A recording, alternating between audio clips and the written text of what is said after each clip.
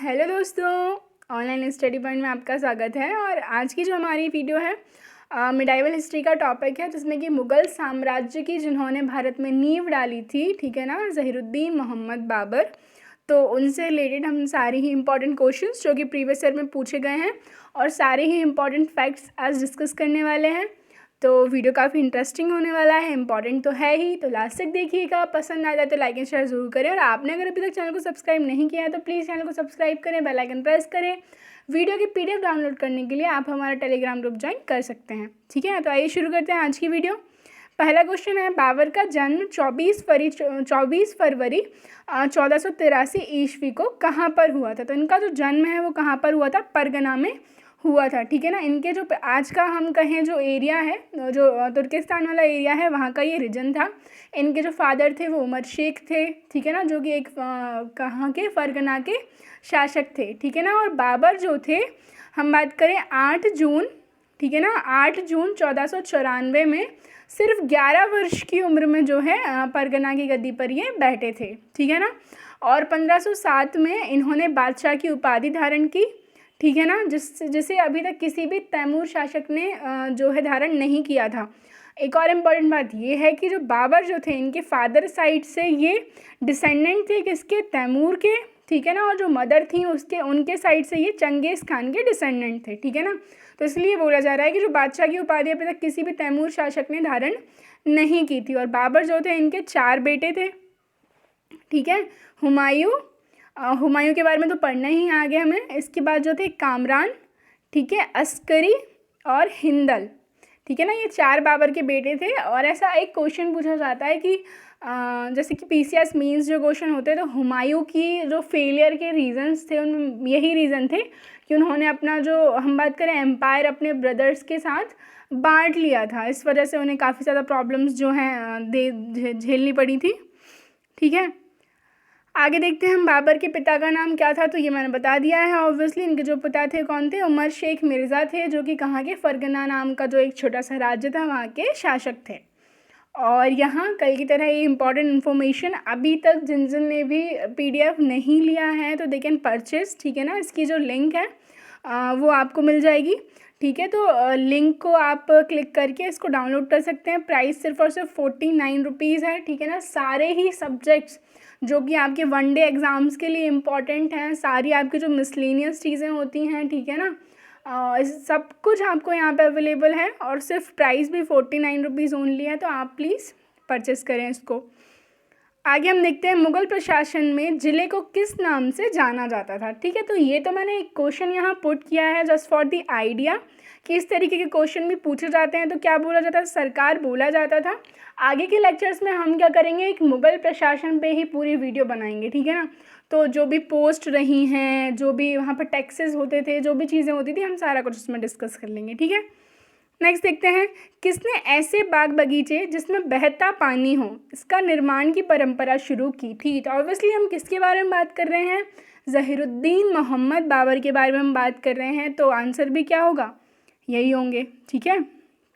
Next देखते हैं, भूमि मापने के लिए गज ए बाबरी मापक का जो प्रयोग है किसने किया। तो ये तो नाम से ही हमें समझ में आ जाता है कि किसके द्वारा किया गया था। तो ये भी बाबर के द्वारा किया गया था। नेक्स्ट देखते हैं, बाबर के 2 प्रसिद्ध तोपचियों का नाम क्या था। बहुत इंपॉर्टेंट क्वेश्चन है, ठीक है ना। बाबर के 2 प्रसिद्ध तोपची थे, ठीक है ना, उनका जो नाम था वो क्या था? मुस्तफ़ा एवं उस्ताद अली कुली, जिनमें जो उस्ताद अली कुली थे, ये नाम काफ़ी ज़्यादा प्रोमिनेंट रहा है, ओके। नेक्स्ट देखते हैं, मध्यकालीन इतिहास में वह पहला कौन सा युद्ध था जो जल एवं थल दोनों से लड़ा गया था, ठीक है ना। कौन सा युद्ध था? तो ये जो था कौन सा था? घाघरा का युद्ध, जो कि 6 मई 1529 को लड़ा गया था। अब यहाँ पर बात ये आती है कि आपको सिर्फ 4 इम्पॉर्टेंट बैटल्स पढ़ने हैं, ठीक है ना। बाबर ने जो भारत पर आक्रमण किया, जिसमें वो जीते और मुग़ल साम्राज्य की नींव डाली, तो वो कौन सा था? पानीपत का युद्ध था, जो कि 21 अप्रैल 1526 को हुआ था, ठीक है। इसके बाद हम बात करें, अगला जो होता है, जो पानीपत का युद्ध था, किसके साथ हुआ? इब्राहिम लोदी के साथ हुआ। फिर जो होता है खानवा का युद्ध होता है राणा सांगा के साथ, जो कि 17 मार्च 1526 को हुआ, ठीक है। और तीसरा था चंदेरी का युद्ध, जो कि 29 जनवरी 1528 को। और चौथा था वो कौन सा था? घाघरा युद्ध, ठीक है ना। घाघरा का जो युद्ध था 1529 में अफ़गानों के बीच में और बाबर के बीच में हुआ था। यहाँ मैं आपको एक और इम्पॉर्टेंट बताती हूँ कि पानीपत के युद्ध से पहले जो बाबर थे उन्होंने पहले भी 5 बार भारत पर आक्रमण किया था। ठीक है, नेक्स्ट देखते हैं, किस युद्ध के विजय के उपलक्ष्य में बाबर ने काबुल निवासियों को एक एक चांदी के सिक्के दिए थे और इसी वजह से उनको कलंदर की उपाधि दी गई थी, मतलब उनकी उदारता के कारण ये उपाधि दी गई थी। तो वह कौन सा युद्ध था, ठीक है ना, ये बताना है। तो ये कौन सा युद्ध था? पानीपत का प्रथम युद्ध। ठीक है, किस किस के बीच में हुआ था? तो ज़हीरुद्दीन मोहम्मद बाबर के बीच में और इब्राहिम लोदी के बीच में 21 अप्रैल 1526 को हुआ था। नेक्स्ट देखते हैं, मध्यकालीन भारत में निम्न में से किसने पहली बार युद्ध में तोपों का इस्तेमाल किया था? ठीक है ना, तो मध्यकालीन भारत में पहली बार जो इस्तेमाल किया गया था तो किसके द्वारा किया गया था? बाबर के द्वारा किया गया था। नेक्स्ट देखते हैं, किस युद्ध में बाबर ने जिहाद यानी कि धर्म युद्ध का नारा लगाया था? तो जो धर्म युद्ध का नारा है ये शब्द यूज़ किया गया था खानवा के युद्ध में। खानवा का युद्ध, ठीक है ना, 1527 में राणा सांगा और बाबर के बीच में। अब हम बात करें कि ये वर्ड यूज़ करने की क्या ज़रूरत पड़ी थी, तो उनकी जो सेना थी ना, बाबर की जो आर्मी थी, तो वो थोड़ी सी हम कहें थोड़ा सा डिमोरलाइज हो गए थे। ठीक है ना, तो जिहाद यानी कि धर्म युद्ध का जो नारा दिया था उनका मोरल बढ़ाने के लिए दिया गया था ताकि वो आगे आके और लड़ाई को जीत सकें, और उन्होंने जीती भी।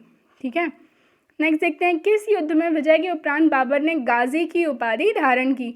तो ये भी जो हम बात करें उपाधि थी जो बाबर ने धारण की, कब की? ये भी खानवा के युद्ध के बाद की थी। ठीक है ना, खानवा का युद्ध किसके साथ हुआ था? तो राणा सांगा के साथ हुआ था। ठीक है, नेक्स्ट देखते हैं, पानीपत के युद्ध में बाबर की जीत का मुख्य कारण था? तो उनका जो मुख्य कारण था उनकी जो सैन्य कुशलता थी। ठीक है ना, सैन्य कुशलता के कारण वो युद्ध जीते थे। काफ़ी छोटी सी उम्र में, हम बात करें 11 साल की उम्र में वो राजगादी पर बैठे।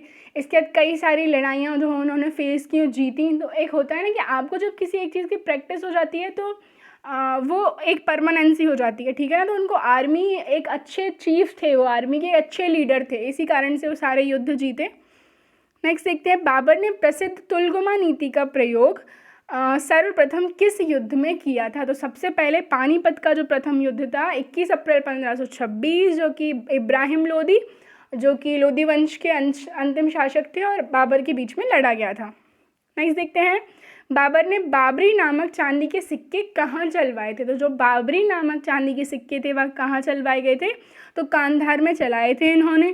ठीक है, काबुल में हमने बात किया था कि इन्होंने चांदी के सिक्के जो हैं बांटे थे। ठीक है ना, और इसी उदारता के लिए उनको क्या, कलंदर की उपाधि दी गई थी। नेक्स्ट देखते हैं, पातशाहनामा के लेखक कौन है? तो जो पातशाहनामा जो पुस्तक है उसके लेखक कौन है? ठीक है ना, इसके लेखक हमें बताना है, तो अब्दुल हमीद लाहौरी। ठीक है, नेक्स्ट देखते हैं, बाबर ने काबुल में चांदी का सिक्का किस नाम से चलवाया? तो जो कांधार में चलवाया तो वो तो बाबरी थे, और यहाँ पर जो उन्होंने सिक्के चलवाए थे तो उनका नाम क्या था? शाहरुख था। ठीक है ना, क्या नाम था? शाहरुख था। नेक्स्ट देखते हैं, भारत पर आक्रमण हेतु किसने बाबर को निमंत्रण नहीं भेजा? तो ठीक है ना, यहाँ एक हम बात करें सस्पेंस वाली बात है कि बाबर भारत जब आए, ठीक है, तो किसके इनविटेशन देने पर वो भारत आए थे? तो राणा सांगा, आलम खां और दौलत खां लोधी, जो कि पंजाब के गवर्नर थे लोधी वंश के समय पे, इन तीनों ने इनको इनविटेशन दिया था भारत आने के लिए, और बाद में जाके राणा सांगा और बाबर के बीच में ही खानवा का युद्ध हुआ, जैसे कि हमने देखा। ठीक है ना, लेकिन जो शेरशाह सूरी थे ये तो बाद में जाके आएंगे, जो कि हुमायूं को हरा के सूरी वंश, जो सूरी साम्राज्य है उसकी स्थापना करेंगे, तो इनके बारे में हम आगे डिस्कस करेंगे। ठीक है, तो इस क्वेश्चन का जो आंसर होगा वो क्या होगा? शेरशाह सूरी। नेक्स्ट देखते हैं, बाबर ने भारत पर किस वर्ष आक्रमण किया था? तो किस वर्ष किया था? ये किया था 1526 में। ठीक है ना, 21 अप्रैल 1526 में लड़ाई हुई थी, पानीपत का प्रथम युद्ध हुआ था बाबर और इब्राहिम लोदी के बीच में, और यहीं से मुगल साम्राज्य की नींव भारत में डाली गई थी। नेक्स्ट देखते हैं, बाबर ने 1507 में पातशाह की पदवी कहाँ धारण की थी? तो ये जो पदवी है कहाँ धारण की थी? काबुल में धारण की थी, और मैंने आपको बताया था किसी भी तैमूर शासक ने अभी तक जो है पातशाह की उपाधि धारण नहीं की थी। बाबर ऐसा करने वाले पहले थे। नेक्स्ट देखते हैं, भारत के मुगल शासक बनने पर ज़हीरुद्दीन मोहम्मद ने नाम रखा। तो बाबर आप देख सकते हैं जब वो भारत में मुगल शासक बने तब ये नाम रखा गया, ठीक है, तब ये इन्होंने अडॉप्ट किया। उससे पहले जो उनका ओरिजिनल नेम था दैट वाज ज़हीरुद्दीन मोहम्मद, और आगे इनको क्या बोला जाने लगा, ज़हीरुद्दीन मोहम्मद बाबर। नेक्स्ट क्वेश्चन देखते हैं, दिल्ली में मुगल साम्राज्य की नींव निम्नलिखित में से किस लड़ाई के परिणाम स्वरूप पड़ी, ठीक है ना। तो ऑब्वियसली जो सबसे पहला युद्ध 1526 में लड़ा गया बाबर और इब्राहिम लोदी के बीच में, जो कि पानीपत की पहली लड़ाई थी, ठीक है ना। अब आप लोग कमेंट करके बताएंगे कि पानीपत की दूसरी लड़ाई, तीसरी लड़ाई और हल्दी घाटी की लड़ाई किस किस के बीच में हुई थी। नेक्स्ट देखते हैं, निम्नलिखित में से किसने लिखा है कि बाबर की मृत्यु विष देने से हुई थी। तो ये जो लिखा गया है किसके द्वारा, गुलबदन बेगम के द्वारा, ठीक है ना, कि इन्होंने ही ऐसा बोला है कि बाबर की जो मृत्यु है वो किस वजह से हुई थी, विष देने के कारण से हुई थी, जो कि कब हुई थी। तो बाबर की जो मृत्यु है लगभग 48 वर्ष की आयु में 26 दिसंबर 1530 को हुई थी। कहाँ, आगरा में। नेक्स्ट देखते हैं, किस मुगल शासक का मकबरा भारत में नहीं है, ठीक है। तो ये कौन है, ये बाबर हैं। हम बात करें कि जो बाबर हैं इनकी मृत्यु हुई 1530 में, कहाँ, आगरा में, और आगरा के आराम बाग में पहले इनको दफनाया गया, ठीक है ना, पहले इनको आराम बाग में दफनाया गया। फिर इसके बाद उन्होंने काबुल में जो उनका स्थान चुना था, कि जो उनकी इच्छा थी कि उनको वहाँ पर उनका मकबरा बनवाया जाए, तो बाद में वहाँ जाकर उनको दफना दिया गया था। नेक्स्ट देखते हैं, बाबर का भारत के विरुद्ध प्रथम अभियान यूसुफजाई जाति के विरुद्ध था, जिसमें उन्होंने भारतीय क्षेत्र बाजौर और भेरा पर अधिकार किया था। तो ये जो घटना थी ये कब की थी, तो ये 1519 की थी। जैसे कि मैंने आपको बताया था कि बाबर ने पानीपत की लड़ाई से पहले भी भारत पर आक्रमण किए थे, ठीक है। बाबर की मृत्यु 1530 में हुई थी, कहाँ हुई थी, आगरा में हुई थी, ठीक है।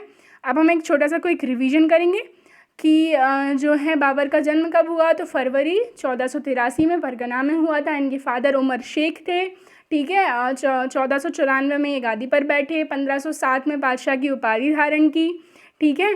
और जो है इनके 4 बेटे थे, हुमायूं, कामरान, अस्करी तथा हिंदाल, ठीक है।